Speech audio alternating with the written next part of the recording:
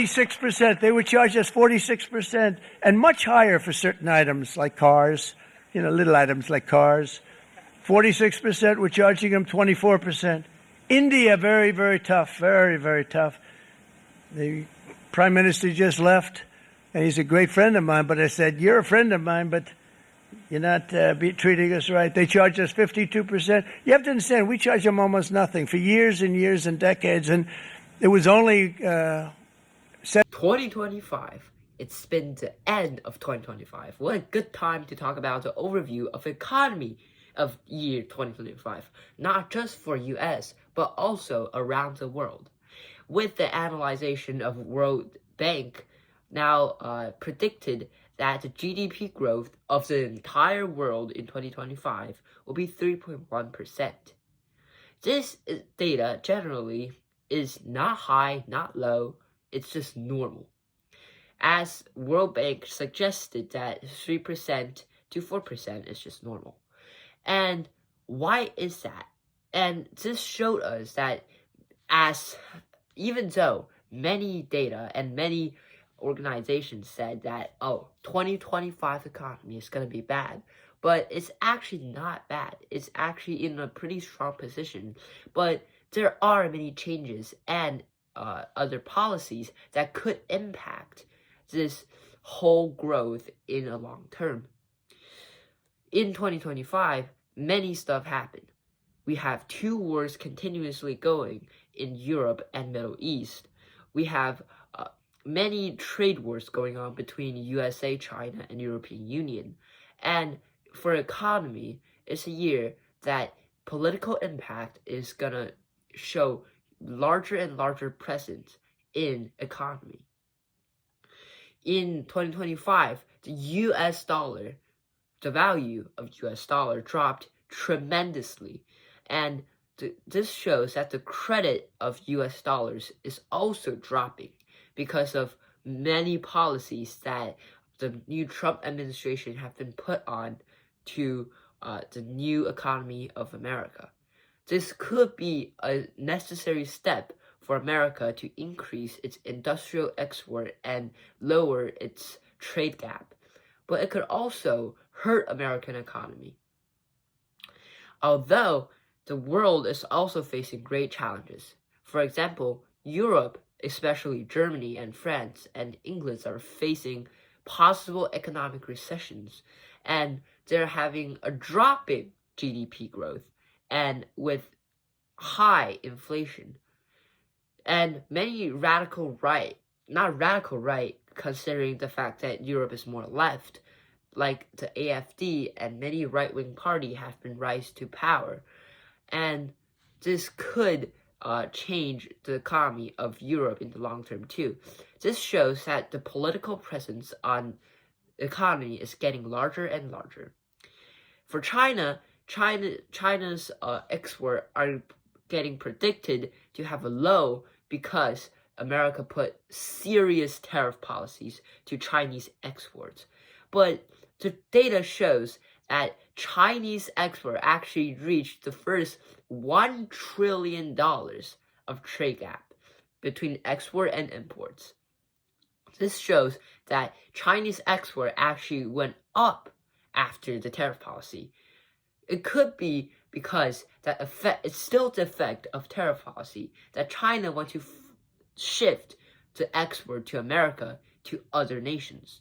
Like, for example, Mexico, European Union, Southeast Asia, and many other countries that could buy Chinese products.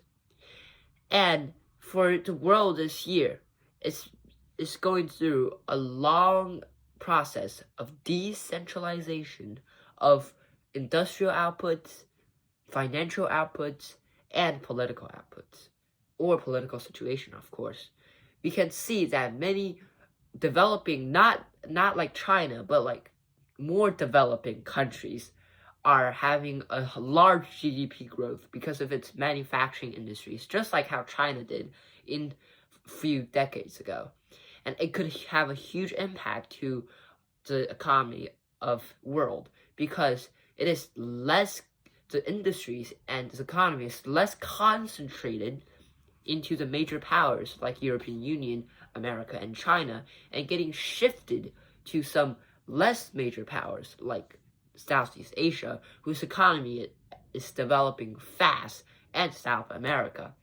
Surprisingly, even though those economies are thriving, their presence in world politics is still questionable, but it could transform those economic power to the actual power politically. In conclusion, America this year have a few main policies. Tariff, of course, and lowering interest rate as Fed realized that the effect of tariff policy and other economic policy causes unemployment issues and economic growth issues. So they implemented a series of lowering interest rate policies. First country I'm going to focus on in the whole, which is the most important economy in the world today, is America. And this economy are facing the most possible new positive outcomes and many challenges that need to be solved by the current administration and financial institutions. The first one is tariff. Trump have everything and having many policies on tariff, of course, to, in his words, to shift the industry domestically and make American industry great again, of course. And tariff policy could have major impacts into the economic growth of America in 2026, as many economists analyze that tariff policy is going to lower the economic growth of America in 2026 by 0.8%. So this is a major challenge that America needs to face from the new tariff policies. But it could actually face some beneficial outcomes, as many industries and institutions are shifting their industry back into America. But in the short term, the economic growth will get shrinked, of course. And the tariff policy is gonna hurt American livelihood and welfare of Americans in the short term, because the increase of prices of many products and increase of inflation. Although the Federal Reserve still have to lower the interest rate to boost that growth, economic growth, and lower the unemployment rate. Another challenge that America have to face is its serious debt issue. America this year have earned $5 trillion. That's good. And then spent $8 trillion. So it's going even more to debt, and the American debt this year will be $38.4 trillion. This is a serious issue, as it is 120% of American GDP of 2025. And lowering interest rate for Federal Reserve can also help with this situation, as the interest that U.S. government have to pay for those debt owners can be lower. Although it is a serious issue to American credit, as American dollars, USD, is dropping. The value of USD dropped so much in 2025 that is never before in a few decades ago. But this could actually have some good outcomes, as you could get more domestic industry, and in other case, improve economic growth through Federal Reserve's lowering interest rate policies. Federal Reserve will be predicted to lower its interest rate to 3%. And the world economy is also lowering its interest rate after the huge inflation brought by the COVID and pandemic. And American economy also face another challenge, AI. AI is actually increasing the domestic product and the productivity of industry, and it's predicted to have even better outcomes. But in many other cases, it is increasing the unemployment rate of America today. And solving these issues require a lot of government institutions to put effort on education, on domestic products, on more industries and quotas even for the jobs that could be occupied by AI and robots. So this is an overview of American challenges. First, the political presence are getting larger and it could impact American economy in the long term. Second, the trade wars could cause a massive decrease in GDP in the long term. Three, AI could hurt American labor market dramatically, causing disabilities in society, while also have the possibility to give a better output and productivity in terms of domestic products. Four, U.S. national debt is a huge issue that needs to be solved. The second economy I'm going to talk about is China. China has always been the manufacturer and the industry of the entire world by producing insurmountable amount of goods to world market. It's cheap and it's pretty good quality. And for many years, America and other nations have been buying Chinese products, and it's been the factory of the world. Although the new Trump administration implemented a strategic tariff policy on Chinese products, which could have a decrease for Chinese growth. Chinese GDP growth this year will be predicted to be 5%, as it's not filling the demand of Chinese government for the goal of getting over America. But it's actually in a pretty good position. But inside this really good position, it is actually, this whole growth is funded by Chinese government's aid to domestic demands.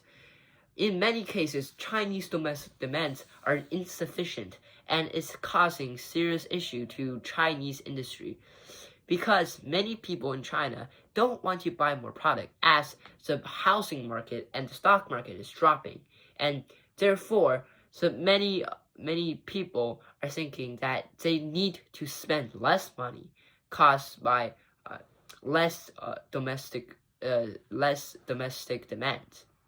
And this could be a huge issue for China in the long term, as China wants to get more debt from many other nations and many other people to fund and aid those domestic spending, to raise domestic spending, to increase the growth rate. But this is not a long-term solution to the insufficient demand. And the housing market of China is also getting a huge hit from the hyper bubble from the previous few decades. Now, China and many other major economic power around the world are shifting from printing money to increased debt. And this happened to many nations, like major examples like Japan, Italy, and European Unions, and many other nations have also increased their debt, because debt will not cause as much inflation as printing money. But this could cause a serious debt issues and interest issues if it's not being solved and it's over to government earnings. And this happened to America and could happen to China too. The third major economy I want to talk about is Japan. Japan have a 20 years of depression from the crush of bubble in the 1990s, and it's trying to get back up after that recession. And it's been 20 years, and America and Japan are having a deflation, which means that people are not spending money, are not making investment, are not actually working. And it's really hurtful to Japanese economy in the last 20 years, and it's the main issue that Japanese government want to deal with. And Japanese economy and many banks are surprisingly different from every other nation, are trying to get more inflation in the last 20 years, aiming for inflation and economic growth. But it's not been happening since many years. But this year, surprisingly, Japan finally got inflation, but new problems emerged to Japanese economy, which means that Japanese haven't experienced inflation, but now they have to spend more money, but the effect of economic growth did not happen that much, as the economic growth of GDP for Japan is only 1.1%, and the inflation are predicted to be 3%. This will hurt Japanese income and GDP per capita and their buying powers, but it could have a longer benefits to a Japanese economy if they're able to lower the inflation and control it to around 2% and increase the economic growth. So it could be a huge benefit for Japan. In last few decades, Japan have always been putting even negative interest rate on the bank and buying every stock possible to raise the economy. Now they're facing an even larger debt crisis than America. It is 240% of their GDP. So this is also a huge issue that Japan have to solve in the next few decades or even century. For EU, what a 5-year for EU. EU has been never weaker than before. With British and United Kingdom, Brexit have caused a huge disaster for overall power of EU. And for many countries inside EU, is also facing huge debt crisis like Italy and Greece.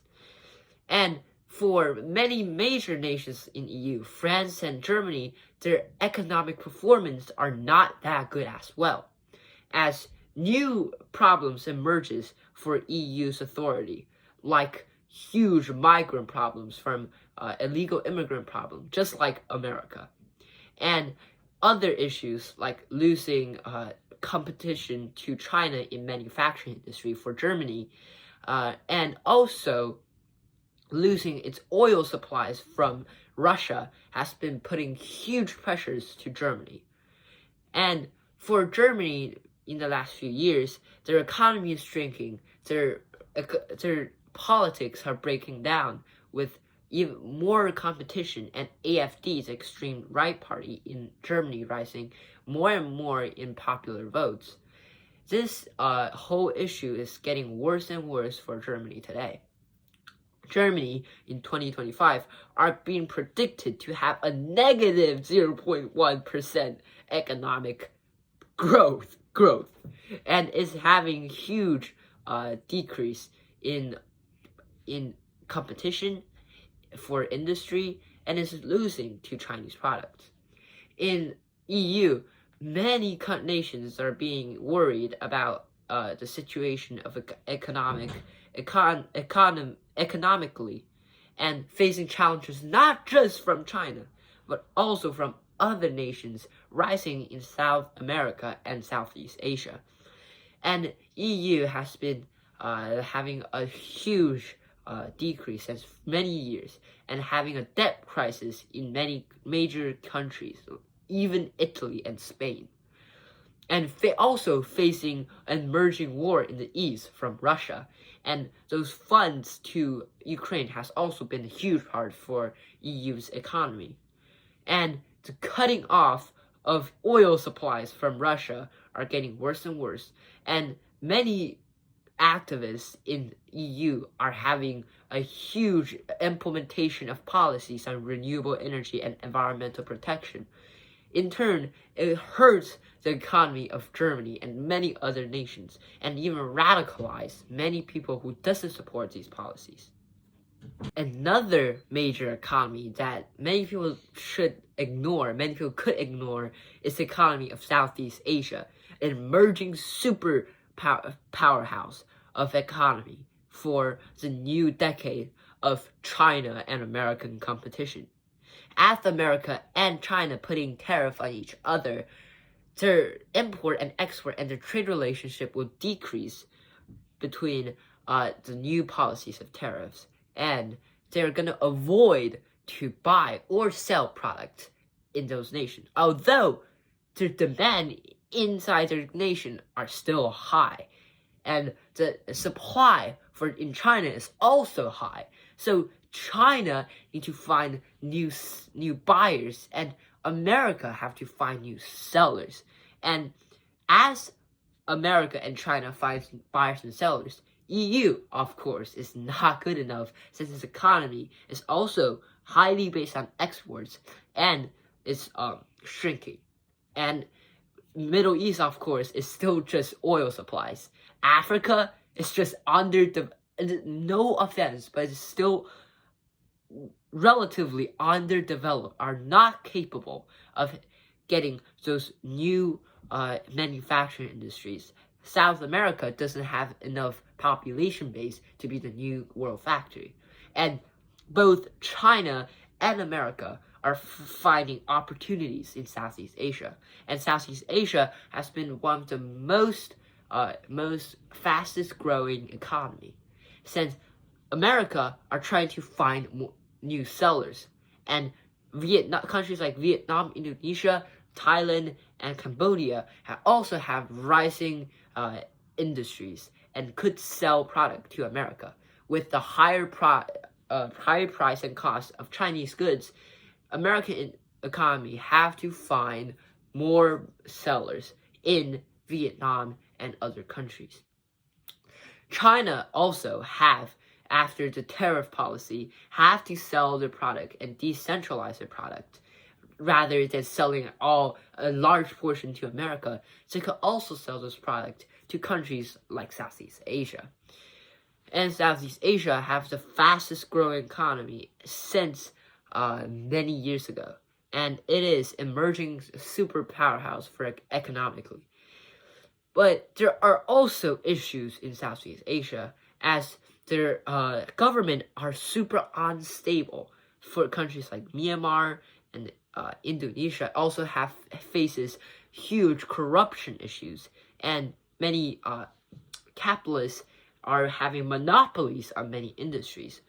But for Southeast Asian countries, it is generally a good year with a higher GDP growth than most nations around the world today. In conclusion, world economy this year are facing numerous challenges, and solving these challenges could bring huge benefits to world economy in the long term. And we're facing a chain reaction of decentralization of industry and financial institutions because of the new market and the tariff policy that Trump administration have a trade war with China and increase the presence of third world countries and many developing countries to the world stage, as they're getting more important because of the trade wars and many other reasons. And many old powers like EU are crippling and diminishing because their policies, and they're not really competitive to those emerging powers. However, world economy this year is generally in analyzation normal, but it is not normal because all of those policy in 2025 could have a huge impact to the economy of 2026, and those impacts are serious and some challenges need to be solved, some benefits have to be maximized. But the world are facing even more competition, more decentralization, and this is the conclusion. Thank you.